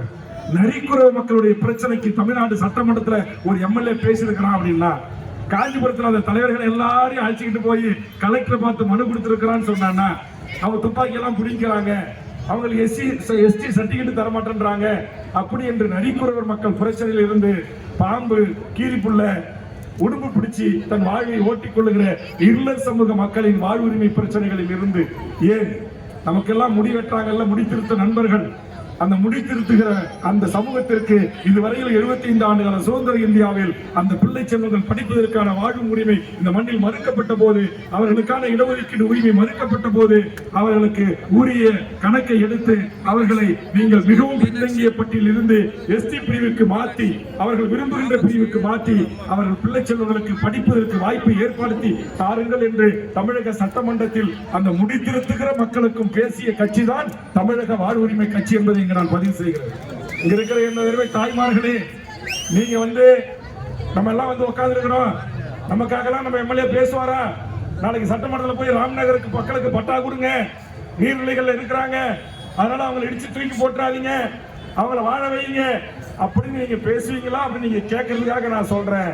உங்களுக்காக மட்டுமல்ல, இந்த சமூகத்தில் மிகவும் நலிந்து ஒடுக்கப்பட்டிருக்கிற அனைத்து பிரிவு மக்களின் வாழ்வுரிமைகளுக்காக தமிழக சட்டமன்றத்தில் ஓங்கி ஒரு குரல் ஒலிக்கிறது என்று சொன்னால், குரலற்ற மக்களின் குரலாக ஒலிக்கிறது என்று சொன்னால், அது தமிழக வாழ்வுரிமை கட்சியின் குரல் அங்கு ஒலிக்கும் என்பதை இந்த நேரத்தில் உங்களுக்கு நான் உறுதிமொழியாக தந்து, எனது அருமை உறவுகளே, தமிழக வாழ்வுரிமை கட்சி என்பது உங்களை போன்று நியாயமான கோரிக்கைக்காக நீண்ட நாள் காத்திருக்கிற இந்த மக்களின் உணர்வுகளை பிரதிபலிக்கிற ஒரு மறு வடிவமாகத்தான் சட்டமன்றத்தில் இருந்து பணிகள் இருந்து கொண்டிருக்கிறது. எமது அருமை விவசாயிகள், அந்த விவசாயிகளுடைய ஒற்றை கோரிக்கை என்ன? இன்னைக்கு இந்த மைக்கை உற்பத்தி பண்ற அந்த மைக்கு 2000 ரூபாய் விற்க முடியும், இந்த செல்போனை உற்பத்தி பண்ற அந்த செல்போன் 50,000 ரூபாய் விற்க முடியும், இங்க இருக்கிற இந்த ஸ்ட்ரீட் லைட் இது 500 ரூபாய் விற்க முடியும். ஆனா விவசாயிகள் உற்பத்தி செய்கின்ற நெல்லுக்கோ, வேர்க்கடலைக்கோ, வாழைத்தாருக்கோ, காய்கறிகளுக்கோ, ஏன் ஒசூர் பகுதியில் விளையிற தக்காளி, பூக்கள், இதுக்கெல்லாம் ஒரு கிலோ இவ்வளவுதான் நிரந்தரமா ஒரு கட்டுப்படியான நியாயமான விலை இருக்கா? இந்த நாட்டிலே தமிழ்நாட்டின் சட்டமன்றத்தில் விவசாயிகள் உற்பத்தி செய்கின்ற பொருட்களுக்கு நியாயமான கட்டுப்படியான விலை வேண்டும் என்று தொடர்ந்து தமிழக சட்டமன்றத்தில் ஆளுகிற அரசை நோக்கி விரல் நீட்டி கேள்வி கேட்கிறவனாக வேல்முருகன் இருக்கிறார். அதனால் தான் சொல்லுகிறேன், எனது அருமை கிருஷ்ணகிரி மாவட்டத்தில் இருக்கிற ஒசூர் மாநகர பகுதியில் வாழ்கின்ற என் அனைத்து உறவுகளே, நீங்கள் ஒரு அரசியல் கட்சியை தேர்வு செய்கிறீர்கள் என்று சொன்னார், ஒரு சினிமாவின்பால் ஈர்க்கப்பட்டு தேர்வு செய்யக்கூடாது, ஒரு மதத்தின்பால் ஈர்க்கப்பட்டு தேர்வு செய்யக்கூடாது, ஒரு சாதி பற்றின் காரணமாக ஈர்க்கப்பட்டு தேர்வு செய்யக்கூடாது. அந்த அரசியல் கட்சியை நடத்துகிறவன் அந்த மக்களால் தேர்ந்தெடுக்கப்பட்ட ஒருவன். இந்த பொது சமூகத்தில் தமிழ்நாடு முழுவதும் வாழ்கின்ற 7 கோடி மக்களுக்கும், உலகம் முழுவதும் வாழ்கின்ற தமிழர்களுக்கும் அவருடைய வாழ்வுரிமை சிக்கல்களில், நியாயமான பிரச்சனைகளில், காவேரி பிரச்சனையில் இதே ஒசூரிலே பல்லாயிரக்கணக்கான மக்களை திரட்டி இங்கே வாழ்கின்ற எமது தமிழ் மக்களை கர்நாடக வெறியர்கள் அடித்து துன்புறுத்தி விரட்டி அளித்த போது 5 திருமண மண்டபங்களிலே கைது செய்யப்பட்டு வழக்கை சந்தித்தவன் வேல்முருகன். என் அருமை தம்பி சபரி போன்றவர்களும், இங்கே இருக்கிற நெப்போலியன் போன்றவர்களும், சரவணன் போன்றவர்களும், இன்னும் எண்ணற்ற சீனியர் கட்சிக்காரர்கள், நம்முடைய தள்ளி ரமேஷ் போன்றவர்களும் என்னோடு அன்றைக்கு உடன் இருந்தார்கள். நான் எதற்காக இதையெல்லாம் சொல்லுகிறேன் என்று சொன்னால், ஒரு அரசியல் கட்சி நடத்துகின்ற ஒரு இயக்கம், ஒரு அரசியல் கட்சி, அதனுடைய தலைவன் இந்த குரலற்ற மக்களின் வழிகளை உணர்ந்து அந்த உரிமை கிடைக்கின்ற வரையில் காலத்தில் இன்று போராட வேண்டும். அப்படிதான் தென்பண்ணை ஆற்றின் குறுக்கே கர்நாடகத்தை சேர்ந்தவன், பல பத்திரிகை நண்பர்களுக்கு ஞாபகம் இருக்குன்னு நினைக்கிறேன், ராட்சச மோட்டரை வச்சு தண்ணியை உறிஞ்சான். அப்படி உறிஞ்ச போது எந்த கட்சியும் போராட்டத்துக்கு வரல. வேல்முருகன் தான் கிளம்பி வந்தான் ஒசூருக்கு. ஆயிரக்கணக்கான மக்களை திரட்டி நம்முடைய ஒசூர் பேருந்து நிலையத்திலே போராட்டங்களை நான் முன்னெடுத்தேன். அதற்கு பிறகு அன்றைய முதலமைச்சர் ஜெயலலிதா அமைச்சர் அவர்கள் அன்றைய அமைச்சர் பொதுப்பணித்துறை அமைச்சரை கர்நாடக அனுப்பி அந்த பம்பு ராட்சச மோட்டார்களை வைத்து உறிஞ்செடுக்கிற அந்த விவசாயிகளை அரசோடு பேச்சுவார்த்தை நடத்தி தமிழ்நாட்டுக்கு கிடைக்க வேண்டிய நியாயமான தண்ணீர் கிடைக்க மறுக்கிறது என்று அதை அகற்றுவதற்கு உத்தரவிட்டார்கள். ஆக என்னுடைய வாழ்வு என்பதும் என்னுடைய போராட்டம் என்பதும் ஏதாவது ஒரு கட்டத்தில் இந்த மக்களுக்கான பிரச்சனைகளுக்கு தீர்வு கண்டிருக்கிற ஒரு அரசியல் கட்சி தலைவராக இந்த மண்ணில் நடந்து கொண்டிருக்கிறேன், நடமாடிக் கொண்டிருக்கிறேன். வெறுமனே மேடைகளை தோன்றி நான் அதை செய்வேன் இதை செய்வேன் வானத்தை வில்லா வளைப்பேன் அப்படின்னு பொய்யான வாக்குறுதிகள் கொடுக்க வரவில்லை. இங்கே வருகிறது என்னை நம்பி இணைந்திருக்கிற இந்த இளைய தலைமுறை குடிப்பழக்கத்திற்கு அடிமை இல்லாமல், போதைக்கு அடிமை இல்லாமல், நம்முடைய பெற்று வளர்த்து ஆளாக்கிய நம்முடைய தாய் தந்தையர்களை மதிக்கக்கூடியவர்களாக நாம் பெற்று வளர்த்து ஆளாக்கிய பிள்ளை செல்வங்களுக்கு நல்ல ஒரு திருமண வாழ்க்கை அமைத்து தரக்கூடிய தந்தையராக, நாம் பெற்று வளர்த்து இருக்கிற குழந்தை செல்வங்களுக்கு நல்ல ஒரு கல்வி கொடுக்கக்கூடிய தந்தையாக, ஒரு ஆரோக்கியமான வாழ்வை உருவாக்கி கொடுக்கிற தந்தையாக, இந்த சமூகத்தில் நடக்கிற தீங்கு பழக்கங்களிலிருந்து விடுபட்டு ஒரு மாற்று ஒரு நல்ல ஒரு படித்த பண்பட்ட புரிதல் உள்ள ஒரு சமூகமாக, எளியோரை கண்டால் உதவி செய்யக்கூடிய ஒரு சமூகமாக, சாதி வெறுப்பில்லாத சமூகமாக, மத வெறுப்பில்லாத ஒரு சமூகமாக, இஸ்லாமியர்களும் கிறிஸ்தவர்களும் இந்துக்களும் நாம் எல்லாம் ஒரு தாய் பிள்ளைகள் என்கிற அரவணைப்புள்ள ஒரு புதிய தலைமுறையாக இந்த மண்ணில் உருவாக வேண்டும் என்பதற்காகத்தான் வேல்முருகன் என்பவன் தமிழ்நாடு முழுவதும் வாழ்கின்ற அனைத்து மக்களையும் உள்ளடக்கி இன்றைக்கு தமிழக வாழ் உரிமை கட்சி என்கிற வாழ் உரிமை ஒரு காலம் பூமியில முளைவிட்டு முளைத்து வெளியே வந்து அதனுடைய ஆயுசு காலத்தை அது வாழ வேண்டும் என்பதற்காக பூமியை பிளந்து கொண்டு வெளியே வருகிறது. நாம் ஒரு உளுந்த போடுறோம், அந்த உளுந்து பயிர் பூமிக்கு அடியிலிருந்து பிளந்து செடியாக போராடி வெளியே வருகிறது. ஒரு பறவை, ஒரு செடி, கொடி, பூ, மலர், மனிதம், எல்லா உயிரினங்களும் வாழும் உரிமைக்காகத்தான் போராடுகிறது.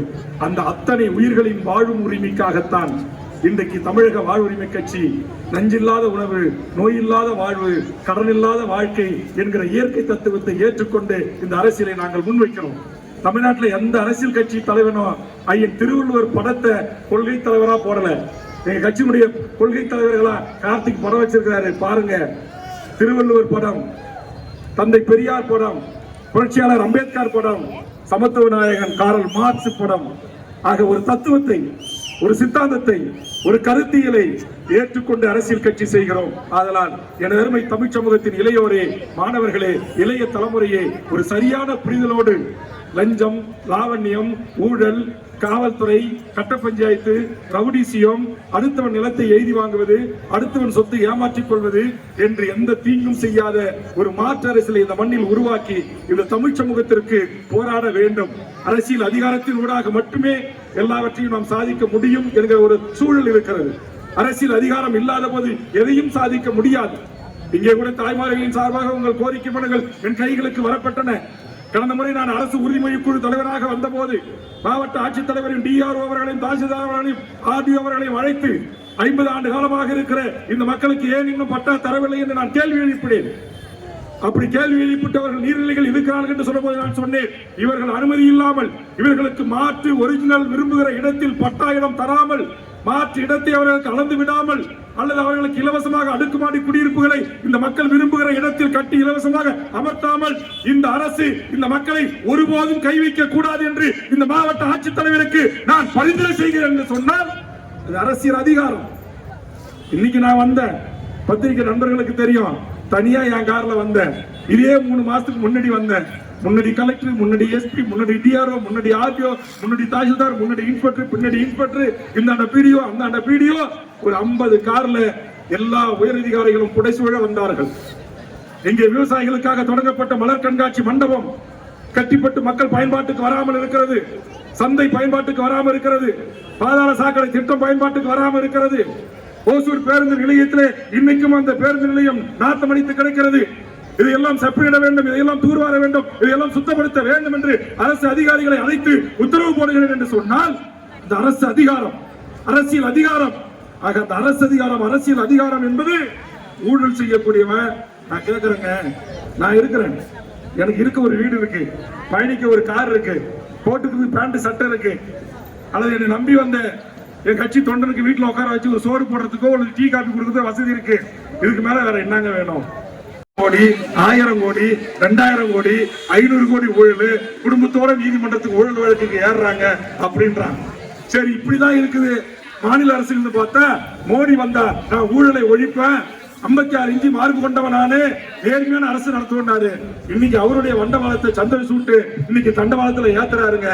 11,000 கோடி ரைட் ராயலா. முதல் நாள் இடி உள்ள போறான், இன்கம் டாக்ஸ் உள்ள போறான். மறுநாள் உடனே மோடிக்கு பிஜேபிக்கு எலக்ட்ரல் பாண்டு பத்திரத்தின் மூலமா 500 கோடி 1000 கோடி 200 கோடி பிஜேபிக்கு தேர்தல் நிதி, கட்சி வளர்ச்சி நிதி. நான் இந்த பொதுக்கூட்டத்தின் வாயிலாக இங்கிருந்து பத்திரிகை ஊடக நண்பர்கள் முன்னிலையிலே இன்றைக்கு நேர்மையான ஒன்றிய அரசாக இருந்தால், மோடி ஊழலை ஒழிப்பவனாக இருந்தால் இங்கு சவால் விட்டு சொல்கிறேன். மோடி அவர்களே, நீங்கள் பாரதிய ஜனதாக இருந்தாலும் காங்கிரஸாக இருந்தாலும் இந்தியாவில் இருக்கிற பெரிதொரு எந்த ஒரு அரசியல் கட்சியாக இருந்தாலும் இந்த 12,000 கோடியை எந்த அரசியல் கட்சிகளும் பெரும் பணக்கார முதலீட்டில் பாண்டியின் மூலமாக 11,000 கோடிக்கு மேல் நீங்கள் வாங்கி அந்த பணத்தை அத்தனையும் என் ஏழை மக்களுடைய கணக்கில் சேர்த்து என் ஏழை மக்களுடைய பிள்ளை செல்வங்களுக்கு கல்வி நிதியாக அறிவிப்பதற்கு தயாரா நரேந்திர மோடியே, நேர்மையான பிரதமரே? 6,000 கோடி மோடிக்கு மட்டும் இன்றைக்கு 16 நமது உறவுகளை துடிக்க ஸ்டெர்லைட்ல சுட்டுக் கொண்டானே வேதாந்தா நிறுவனம் கொடுத்திருக்கிறான் 400 கோடிய. சுரண்டல் நாட்டி நடத்துற மாற்றி 1,600 கோடியா கொடுத்திருக்கிறான். என் மக்களுக்கு வெறும் 60 லட்சம் ரூபாய் போட்டா என் மக்களுக்கு வீடு கட்டி கொடுக்கலாம். ஒரு 6 பேருக்கு 6 10 60. இங்க இருக்கிற இந்த ராம்நகர்ல என்ன ஒரு 500 குடும்பம் இருக்குமா? 500 குடும்பத்துக்கு ஒரு 10 லட்சம் ரூபாய் ஒரு வீடு போட்டா எத்தனை கோடி ஆக போகுது? எத்தனை கோடி ஆக போகுது சொல்லுங்க? ஒரு 50 கோடி. ஆனா இதுக்கு நாட்டுல சட்டம் இல்ல, திட்டம் இல்ல. ஆனா டோல்கேட் போடுறவங்கிட்ட பணம், ரோடு போடுறவங்கிட்ட பணம் 1000 ரூபாய். 10 வருஷம் முடி எவ்வளவு இருந்துச்சு? 400 ரூபாய். பெட்ரோல் என்ன விலை? டீசல் என்ன விலை? அரிசி என்ன விலை? பருப்பு என்ன விலை? புளி என்ன விலை? மண்ணெண்ணெய் என்ன விலை? 1 கிலோ சக்கரை என்ன விலை? மோடி வந்து மாற்றம் தரப்போறான்னு என்ன மாற்றத்தை கொடுத்தாரு? எல்லா அக்கௌண்ட்லயும் 5 லட்சம் ரூபாய் போடுவேன். சுவிஸ் வங்கியில் இருக்கிற பணத்தை எல்லாம் மீட்டு கொண்டு வந்து இந்திய நாட்டின் ஒவ்வொரு அக்கௌண்ட் கணக்கு வச்சிருக்கிற பாஸ்புக் வச்சிருக்கிற எல்லாரும் குடும்ப அக்கௌண்ட்லயே 5 லட்சம் போடுறாரு. வெறும் 5 பைசா போட்டாரா? ஜிஎஸ்டி அருமை நண்பர் சொல்றார், தெளிவா இருக்கிறார் அவர். ஜிஎஸ்டி டெல்லியில உட்காந்துக்கிட்டு நம்ம வரியெல்லாம் வாங்கி வசூல் பண்ணி அங்க இருந்து போய் வச்சுப்பாரு. இங்க ஒரு மழை வந்தா, ஒரு வெள்ளம் வந்தா, ஒரு புயல் அடிச்சா 1 பைசா நமக்கு உண்டா? இப்ப திருநெல்வேலி வெள்ளத்துல முழுகிச்சு, தென்காசி முழுகிச்சு, கன்னியாகுமரி முழுகிச்சு, 1 பைசா நமக்கு உண்டா? கிடையாது. ஆனா நம்ம முதலமைச்சர் ஸ்டாலின் 500 கோடி கொடுத்தாரு, அவர்கிட்ட இருந்துச்சு, அவ்வளவுதான். இன்னைக்கு நம்முடைய பெண்களுக்கு எல்லாம் அறிவிச்சாரு மாதம் 1000 ரூபாய் தருவோம்னு. ஆனா ஆட்சிக்கு வந்தா தர முடியல 2 வருஷமா. ஏன்? கஜானாவுல ஒண்ணும் இல்ல. 8 லட்சம் கோடி கடன். இங்க இருந்து வரியை பூரா நண்பர் சொல்ற மாதிரி எல்லா ஜிஎஸ்டி வரியை வசூல் செல்வியை கொண்டு போய் மோடி கொண்டு போய் வச்சுக்கிட்டாரு. ஆனா மாநில அரசுக்கு எதுவுமே தரல, தமிழ்நாட்டுக்கு எதுவுமே தரல. இன்னைக்கு கிட்டத்தட்ட 40,000 கோடி ஜிஎஸ்டி வரி வருவாய் நமக்கு தரணும். எங்க கொடுக்கிறாரு? தரலையே. இது எல்லாம் கருத்திலே கொண்டு இந்த மண்ணுக்காக, இந்த மக்களுக்காக, இந்த மொழிக்காக அது எந்த அரசுகள் தவறு செய்தாலும் நெஞ்சுரத்தோடு தமிழக சட்டமன்றத்தில் குரல் கொடுக்கிற, மண்ணுக்காக, மக்களுக்காக, மொழிக்காக, இனத்திற்காக குரலற்ற மக்களின் குரலாய் ஒலிக்கின்ற எமது தமிழக வாழ்வுரிமை கட்சியை என் இளைய தலைமுறை அனைவரும் ஆதரிக்க வேண்டும். ஏதோ நீங்க கார்த்திக் வந்தாரு, சிட்டிங் கவுன்சிலர் தானே அவரு? சிட்டிங் கவுன்சிலர் தானே? ஒரு சிட்டிங் கவுன்சிலர் என் கட்சியில வந்து சேர்றாருன்னா நான் என்ன செய்யணும்? ஒரு எம்எல்ஏ, நான் லஞ்சம் வாங்குற எம்எல்ஏ இருந்தா, ஊழல் பண்ற எம்எல்ஏ இருந்தா, ஊர் தலையாத்த உடையில போட்டவனாக இருந்தா, ஐயோ நீ 1000 பேரோட என் கட்சியில வந்து சேர்ந்து எப்படியாச்சும் இந்தா உனக்கு 2 லட்சம் வச்சுக்கு, கொடி வை, பேனர் வை, வெடி வை, மேல போடு, மைக்கு போடு, ஒரே ஒரு பைசா கூட நான் அருமை தம்பி கார்த்திக்கோ அவர் தாய்க்கோ யாருக்கும் தரல. இங்க தண்ணி பாட்டில் வாங்கி கொடுத்தாலும் சரிதான், மாலை போட்டாலும் சரிதான், பொக்கை கொடுத்தாலும் சரிதான், எல்லாம் அவரு காசு. நாங்கள் மக்களுக்காக போராடக்கூடியவர்கள், மக்களுக்காக சிறைக்கு போகக்கூடியவர்கள், மக்களுக்காக வழக்கை சந்திக்கக்கூடியவர்கள். அதனால் இதுதான் தமிழக வாழ்வுரிமை கட்சி. ஆனா இன்னைக்கு என் தாய்மார்கள்லாம் வந்து உட்காந்துருக்காங்க. என்ன ஏன் ஆளு பேச ஆரம்பிச்சா 1 மணி நேரம் பேசிக்கிட்டே இருக்கிறான். ஏதாச்சும் போகும்போது நமக்கு ஒரு புடவை துணி, ஒரு ஜாக்கெட் பிட்டு, இல்ல தலைக்கு 500 ரூபா, இல்ல குறைஞ்சபட்சம் ஒரு பிரியாணி பொட்டலாச்சும் கொடுப்பாங்களா? இதெல்லாம் பெரிய கட்சிங்க. இந்த கட்சி அப்படி இல்லை. நான் என் தாய் வீட்டுக்கு தான் வரணும். ஏதாவது கூழு கஞ்சி இருந்தா கொடுங்கம்மா, களி இருந்தா சாப்பிட்டு போறேன்.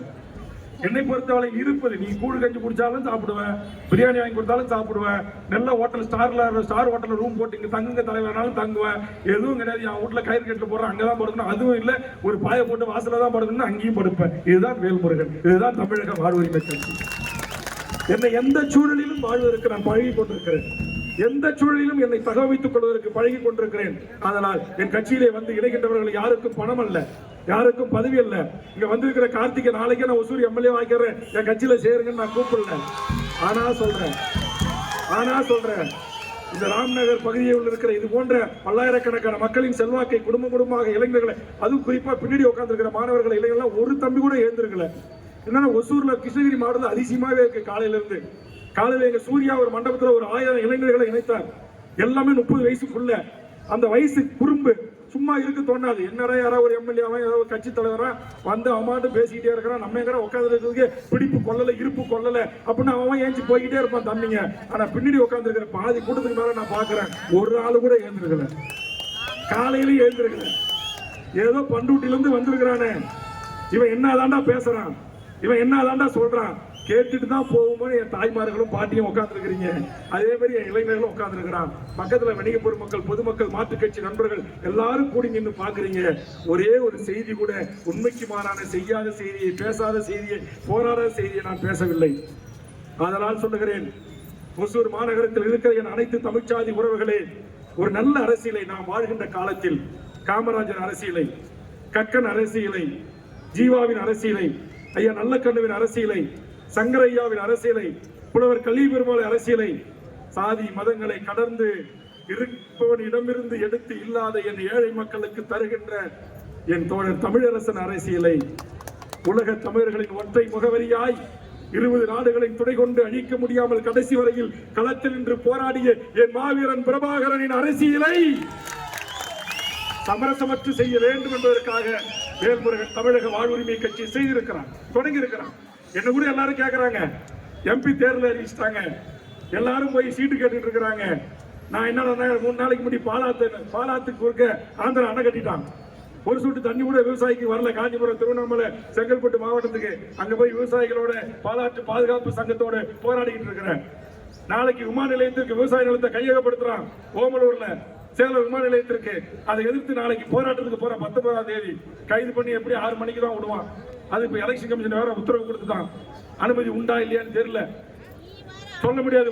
மோடி அரசாங்கம் அது பிடிச்சி ஜெயிலுக்கு அனுப்பினாலும் அனுப்புவான். ஆனா எதை பற்றி கவலைப்படல. சீட்டுக்காகவோ நோட்டுக்காகவோ ஒரு கட்சிகள்லாம், பல கட்சிகள்லாம் வெக்கமான சூடு சோறலாம் இருக்கணும்னு தெரியலங்க. இந்தாண்ட ஒரு கட்சியில பேசுறான், இந்தாண்ட ஒரு கட்சியில பேசுறான்.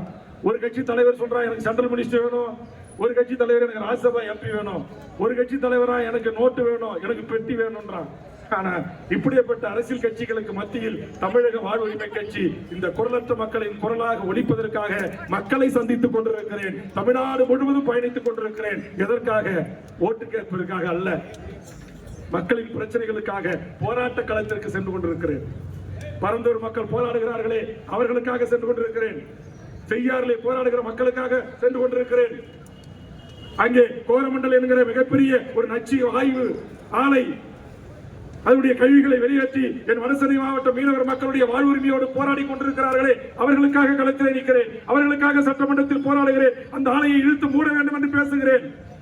ஆக இந்த கொள்கைகளுக்காக, இந்த நோக்கங்களுக்காக பயணிக்கிற உங்களில் ஒருவன், உங்களுக்காகவே ஒருவனாக இந்த மாற்று அரசியலை முன்வைக்கிற வேல்முருகனை இந்த மாநகரத்தில் வாழ்கின்ற என் பெரும் தமிழ்குடி மக்கள் ஆதரிக்க வேண்டும் என்று கேட்டு இந்த மிகச்சிறப்பான கூட்டத்தை நிறைவாக ஏற்பாடு செய்த கார்த்திக் உள்ளிட்ட அவருடைய நண்பர்களுக்கும் உறவுகளுக்கும் அவருடைய தம்பிமார்களுக்கும் இருகரங்குப்பி மீண்டும் ஒருமுறை நெஞ்சார்ந்த நன்றியை தெரிவித்து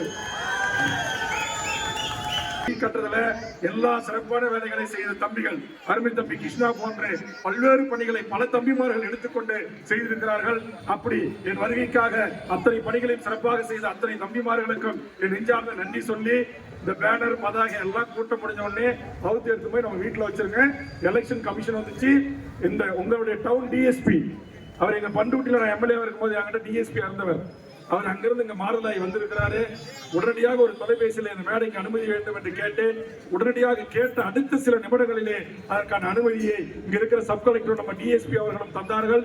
இன்ஸ்பெக்டர் உடனே என்எஃப்சி கொடுத்தார்கள். அந்த அளவிலே, ஏன்னா நம்ம கட்சி எப்படிப்பட்ட கட்சின்னு எல்லாருக்கும் தெரியும். நேர்மையான கட்சி, நியாயமான கட்சி. காவல்துறைக்கு பிரச்சனைனால சட்டமன்றத்தில் பேசுறது யாருன்னா தமிழக வாழ்வுரிமை கட்சி தான், வேல்முருகன் தான். ஆக பாதுகாப்பு அளித்த காவல்துறைக்கு அனுமதி அளித்த தேர்தல் ஆணையர், காலை மாவட்ட ஆட்சித்தலைவர் கலெக்டர் அவர்களோடு பேசினேன். ஆக எல்லா மாவட்ட நிர்வாகத்தினுடைய உயர் அதிகாரிகளும் தேர்தல் அலுவலர் பெருமக்களும் முறையாக எங்களிடமிருந்து அதற்கான கோரிக்கை மனுவை வாங்கி அதற்கான உத்தரவுகளை பிறப்பித்து முறையாக அனுமதித்திருந்தார்கள். அந்த அனுமதி அளித்தமைக்காக இந்த நேரத்திலே நன்றி சொல்லி, பத்திரிகை நண்பர்கள் இவ்வளவு நேரம் காத்திருந்து இந்த செய்திகளை சேகரித்த இடதலைமை ஊடக பத்திரிகை வலைதள நண்பர்களுக்கும் வேட்பாள பெருமக்களுக்கும் இங்கே வருகிறது அமர்ந்திருக்கின்ற தாய்மார்களுக்கும் பெரியவர்களுக்கும் நண்பர்களுக்கும் இளைஞர்களுக்கும் என்னுடைய நெஞ்சம் நிறைந்த நன்றியை சொல்லி, கார்த்திகெல்லாம் கிடைப்பதற்கு ஒருவர் காரணமாக இருந்தார், ஒரு நண்பர்.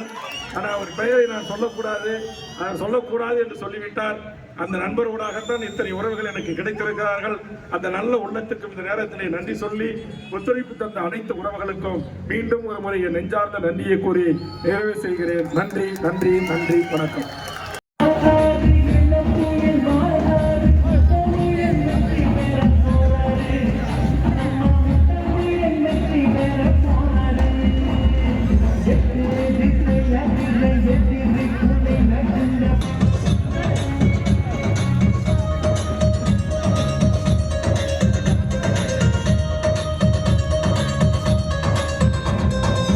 முந்திரி காட்டு வீரப்ப அண்ணவேல் முருகன் நம்ம சொந்தங்க.